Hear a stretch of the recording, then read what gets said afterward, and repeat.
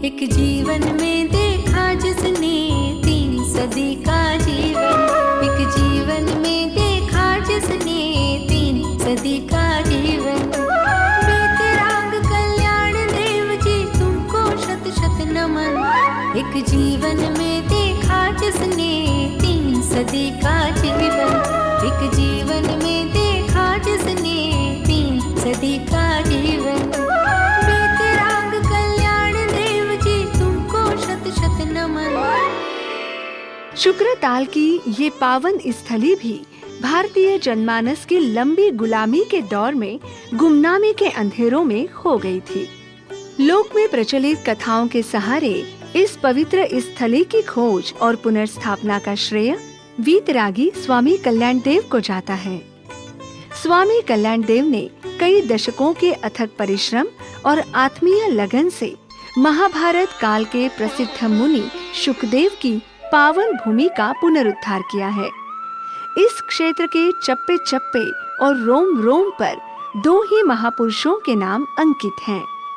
एक द्वापर युग के ऋषियों में श्रेष्ठ शुकदेव जी और दूसरे वर्तमान युग के संतों और समाज सेवियों में श्रेष्ठ स्वामी कल्याण देव।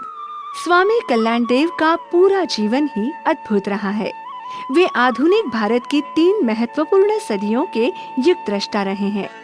हमारे देश के ज्ञात इतिहास में ऐसा दुर्लभ सौभाग्य किसी अन्य समाज सेवी को प्राप्त नहीं हुआ। स्वामी कल्याण देव का जन्म 19वीं सदी के उत्तरार्ध में 21 जून 1876 में हुआ था। भारत के संत अपनी साधना लोक कल्याण के लिए करते हैं। सर्वे भवन्तु सुखिनः, वसुधैव कुटुम्बकम, सर्वभूत हिते रता। भारत माता समय समय पर ऐसे महापुरुषों को जन्म देकर अपना गौरव वर्धन करती है। ऐसे ही संतों में संत शिरोमणि परम पूज्य गुरुदेव स्वामी कल्याण देव जी महाराज का अवतरण हुआ, जो एक शक्तिशाली समाज सुधारक, शिक्षा ऋषि के रूप में सामने आए। उन्होंने अपने नैतिक, आध्यात्मिक और रचनात्मक कार्यकलापों से केवल मनुष्यों को शिक्षित और स्वस्थ ही नहीं किया, बल्कि उनके मन में, उनके व्यवहार में सामाजिकता, सम्मानता, ईमानदारी, देशभक्ति, धर्मशीलता, अनुशासन और नैतिक जैसे गुण विकसित करने का अष्टुत्य कार्य किया। देश के देहाती इलाकों में भयंकर गरीबी, अशिक्षा और सामाजिक कुरीतियों का माहौल था। कल्याण देव देश की सेवा करना चाहते थे।